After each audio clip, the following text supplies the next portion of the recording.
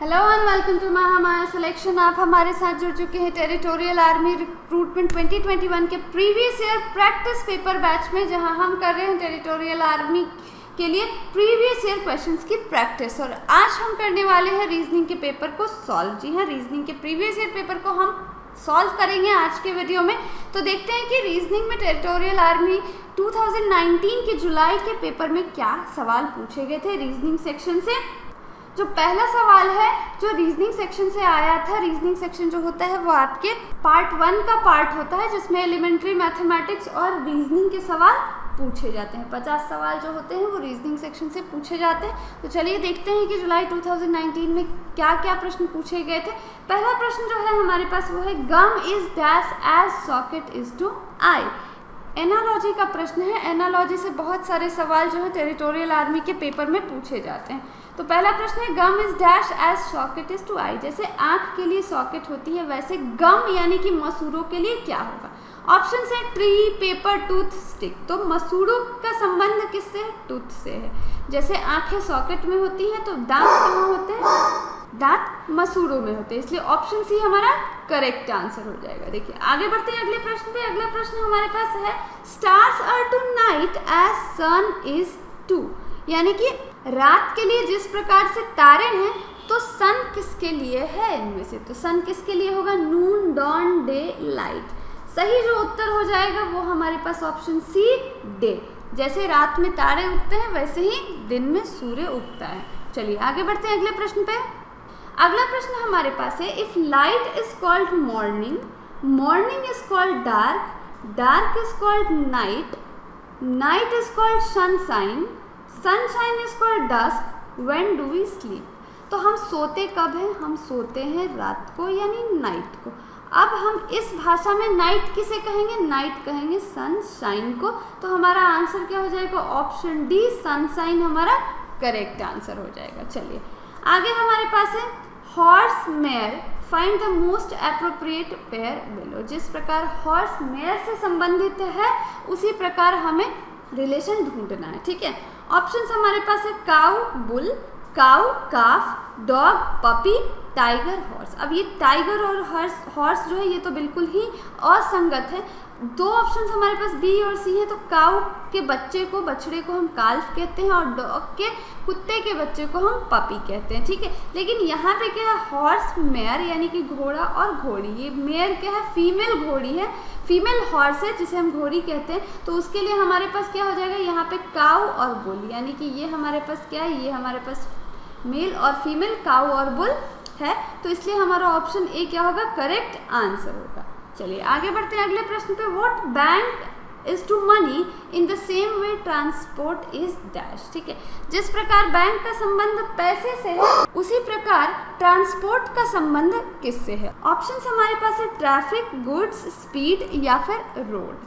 तो जिस प्रकार पैसे का संबंध बैंक से है उसी प्रकार ट्रांसपोर्ट का संबंध गुड्स यानी कि माल से है। ठीक है, आगे है, find the odd one out. Odd one out करना है। क्रूसेड, एक्सपीडिशन, क्रूज या कैंपेन। ठीक है, क्रूसेड, एक्सपीडिशन या कैंपेन, ये जो तीनों शब्द हैं ये क्या है? ये हमारे प्रोसेस को कहते हैं जिसमें हम जाते हैं। एक्सपीडिशन यानी हम किसी खोज यात्रा पे निकले, क्रूजेड यानी कि हम नाव से किसी खोज यात्रा पे निकले, कैंपेन के लिए भी हम निकले। लेकिन क्रूज क्या होता है? क्रूज शिप को बोलते हैं। क्रूज क्या है? शिप है। तो शिप ये जो है ऑप्शन सी, ये हमारा ऑड वन आउट का आंसर होगा। चलिए आगे बढ़ते हैं अगले प्रश्न पे। आगे अगेन हमारे पास है, ऑड वन आउट में फ्लोरिश, रेनोवेट, ब्लॉसम, थ्राइव। ठीक है, 4 ऑप्शन है हमारे पास, flourish, renovate, blossom, thrive. Flourish, blossom और थ्राइव, इन तीनों का मतलब होता है किसी नए चीज़ का खिलना, उगना या बढ़ना। किसी नए चीज़ का जो बिल्कुल अभी अभी नया जन्म ले रहा हो वो, जैसे कि फ्लावर्स क्या होते हैं? ब्लॉसम होते हैं। फ्लॉरिश कोई चीज़ जो होती है वो आगे बढ़ रही होती है, प्रोसेस कर रही होती है, तो वो क्या कर रही है, फ्लॉरिश। बढ़ोतरी किसी चीज़ में हो रही है तो वो क्या है, जैसे हम किसी इंडस्ट्री के बारे में बोलेंगे कि टेक्सटाइल इंडस्ट्री बहुत फ्लॉरिश हो रही है, तो ये क्या हो रहा है, किसी चीज़ का बढ़ना। लेकिन रेनोवेट, यहाँ पे जो हमारे पास ऑप्शन है, रेनोवेट का मतलब होता है रिपेयर करना, यानी कि किसी पुरानी खराब चीज़ को हम क्या कर रहे हैं, रिपेयर कर रहे हैं। तो इसलिए ऑड वन आउट में हमारा ऑप्शन भी क्या होगा, ऑड वन आउट। आगे हमारे पास है find the odd one out में ही वेपर मिस्ट हेलस्टोन फॉग। ठीक है, वेपर मिस्ट हेलस्टोन फॉग, इनमें हमारे पास जो मिस्ट है, हेलस्टोन है और फॉग है, ये तीनों क्या है, ये ठंडे पानी है, ये सारे तीनों ठंडे पानी है। वेपर जो है ये हमारा गर्म पानी है, यानी जब गर्म पानी भाप बन जाता है तो ये क्या हो जाता है, वेपर हो जाता है, इसलिए ऑप्शन ए हमारा ऑड वन आउट होगा। चलिए आगे देखते हैं। आगे हमारे पास है circle, arc, chair, leg, flower, petal, cover, page. ठीक है, तो इस प्रश्न में ऑड वन आउट हमारा कौन होगा, ऑप्शन डी, कवर पेज हमारा ऑड वन आउट होगा। चलिए आगे देखते हैं। आगे हमारे पास अगला प्रश्न है, if pale is coded as 2134, earth is coded as 41590, pearl be coded in that language. Pearl को कैसे कोड करेंगे, तो पेल के लिए हमारे पास 2134, अर्थ के लिए 41590 और पर्ल के लिए कोड हमें ढूंढना है।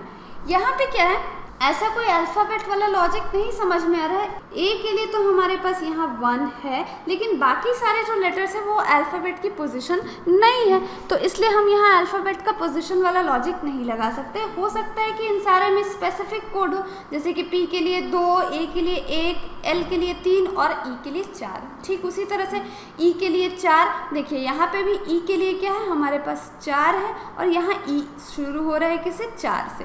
तो पर्ल के लिए हमारे पास क्या कोड होगा, PEARL हमारे पास है। पी के लिए क्या कोड होना चाहिए, पी के लिए यहाँ पे क्या कोड दिया गया, पी के लिए हमारे पास कोड है 2, ई के लिए हमारे पास क्या कोड है, ई के लिए हमारे पास कोड 4 है, ए के लिए 1, आर के लिए हमारे पास क्या है, आर के लिए हमारे पास है 5 और एल के लिए है 3, यानी कि 2 4 1 5 3, ऑप्शन डी हमारा करेक्ट आंसर हो जाएगा। चलिए आगे बढ़ते हैं अगले प्रश्न पे। आगे हमारे पास है, rose is coded as 6821, chair is coded as 73456, preach is coded as 961473, what will be the code for search. Same logic है यहाँ भी, सर्च के लिए हमें क्या करना है, इनमें से ही ढूंढना है। एस के लिए हमारे पास क्या होगा, एस के लिए हमारे पास 2 होगा। ठीक है, एस के लिए हमारे पास 2 है।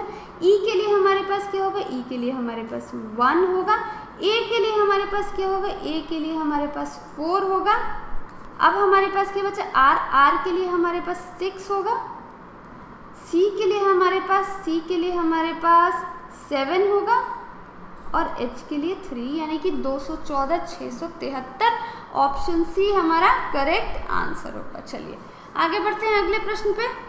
अगला प्रश्न हमारे पास है, if in a certain code glamour is written as IJCNMWP, misrule is written as OGUSSNC, then how will topical be written in that code?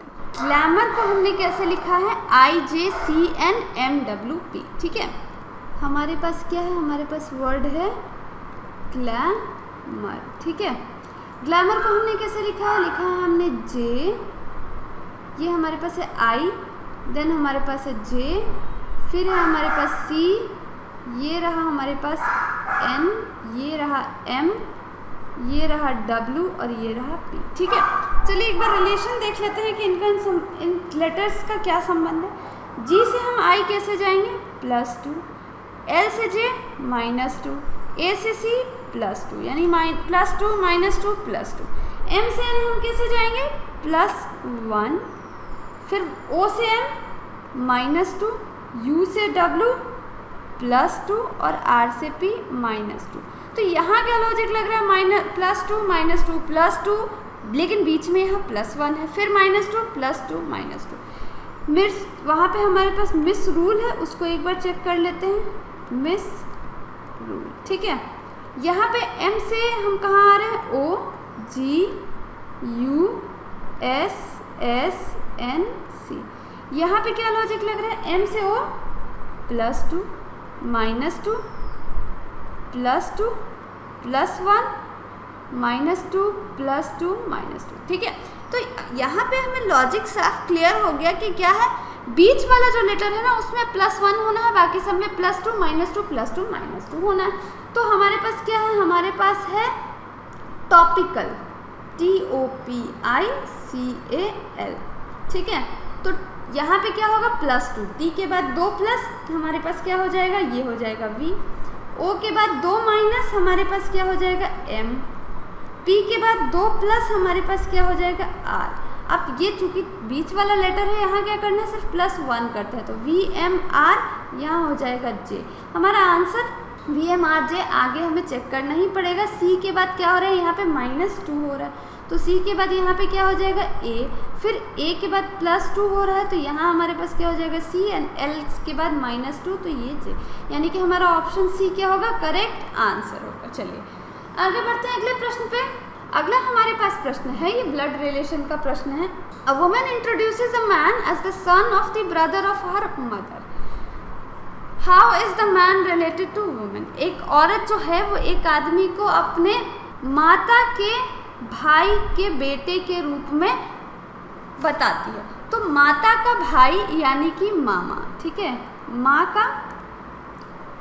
का भाई आपका क्या हुआ, मामा, और मामा का बेटा तो वो भाई होगा, यानी कि कज़न होगा, तो आंसर हमारा क्या हो जाएगा, ऑप्शन सी, कज़न। आगे हमारे पास एक और एनालॉजी का प्रश्न है, what doctor is to patient in the same way politician is to. Doctor जिस प्रकार पेशेंट के लिए काम करता है, उसी प्रकार पॉलिटिशियन किसके लिए काम करता है, वोटर, चेयर, मनी या फिर पब्लिक। तो जिस प्रकार डॉक्टर पेशेंट के लिए काम करता है, पॉलिटिशियन पब्लिक के लिए काम करता है। ऑप्शन डी हमारा करेक्ट आंसर होगा। आगे हमारे पास है, what ignorance is to education in the same way disease is to. जिस प्रकार अशिक्षा के लिए हमारे पास क्या है, शिक्षा है, एजुकेशन है, उसी प्रकार डिजीज के लिए क्या है, डिजीज। यहाँ इग्नोरेंस का मतलब अज्ञानता, तो अज्ञानता को दूर कैसे हम कर सकते हैं, ज्ञान यानी कि एजुकेशन से। ठीक उसी प्रकार डिजीज यानी बीमारी को हम कैसे दूर कर सकते हैं, हॉस्पिटल, डॉक्टर, नर्स या फिर ऑप्शन सी मेडिसिन से। तो मेडिसिन हमारा करेक्ट आंसर हो जाएगा। आगे हमारे पास जो प्रश्न है ये वेन डायग्राम का है। यहाँ पे प्रश्न है, carefully study the diagram given below, the circle indicates strong, square indicates tall and triangle indicates army. ठीक है, ये सर्कल जो है ये क्या दिखाता है, ये हमें स्ट्रॉन्ग दिखाता है। स्क्वायर जो है हमारे पास ये टॉल दिखाता है, एंड ट्रायंगल जो हमारे पास है ये हमें आर्मी दिखाता है। प्रश्न क्या है, the strong army officers who are not tall, यानी कि वो स्ट्रॉन्ग तो होने चाहिए, आर्मी ऑफिसर्स भी होने चाहिए, लेकिन टॉल नहीं होने चाहिए। यानी कि सर्कल में होगा और ट्रायंगल में होगा। तो सर्कल में होगा और ट्रायंगल में होगा, तो वो कौन है। तो यहाँ जो आप देख रहे हैं ये 5 क्या है, ये सर्कल में है, तो ये केवल स्ट्रॉन्ग हुआ। ठीक है, अब स्क्वायर में आ जाएगा ये 1 और 7, तो ये तो टॉल हो जाएंगे, और स्क्वायर वाला हमें चाहिए नहीं। सो ये जो होगा 4 वाला, ये क्या होगा, यही होगा जो स्ट्रॉन्ग होगा, आर्मी मैन होगा, लेकिन टॉल नहीं होगा। तो इसलिए ऑप्शन A4 हमारा करेक्ट आंसर हो जाएगा। चलिए आगे बढ़ते हैं अगले प्रश्न पे। क्या हमारे पास क्या है अगला प्रश्न, the circles C, T and J given below depicts criminal, C से क्रिमिनल, T से थिफ और J से जजेस। Which of the best figure best relationship दर्शाता है इनके बीच में, क्रिमिनल, थीफ और जजेस के बीच में कौन सा सही रिलेशन दर्शाता है। चलिए देखते हैं ऑप्शंस हमारे पास क्या है। ऑप्शंस हमारे पास ये 4 ऑप्शंस है हमारे पास। तो ऑप्शंस क्या है, देखिए क्रिमिनल, तो बहुत सारे क्रिमिनल हो जाएंगे। ठीक है, ये हमारा क्रिमिनल हो गया। अब कुछ क्रिमिनल क्या होंगे, चोर भी होंगे। ठीक है, लेकिन इसका जज से बाहर अंदर का कोई रिश्ता नहीं है। जज तो क्या है, वो बिल्कुल इंडिपेंडेंट होगा, जज तो इंडिपेंडेंट होगा। हाँ, कुछ क्रिमिनल्स जो है वो थिफ हो सकते हैं। सो इस तरह का कुछ वेन डायग्राम इसके लिए बनेगा। ऑप्शंस चेक करते हैं, ऑप्शन ए रॉन्ग है, ऑप्शन बी बिल्कुल सही आंसर, क्योंकि ये हमारा क्या है, ये हमारा क्रिमिनल है, ये हमारा थिफ है और ये हमारे जजेस हैं। ठीक है, तो ऑप्शन बी हमारा करेक्ट आंसर होगा। So this is all for this video. Hope कि आपको ये सारी क्वेश्चंस आपने इस पर प्रैक्टिस की होगी और आपको ये वीडियो अच्छी लगी होगी। अगर आपको ये वीडियो अच्छी लगी तो इसे लाइक करें, अपने फ्रेंड्स के साथ शेयर ज़रूर करें ऐसे ही हमारे साथ जुड़े रहे और टेरिटोरियल आर्मी के लिए प्रिपेयर करते रहे। Thank you for watching and don't forget to like, share and subscribe to Mahamaya selection. See you in the next video.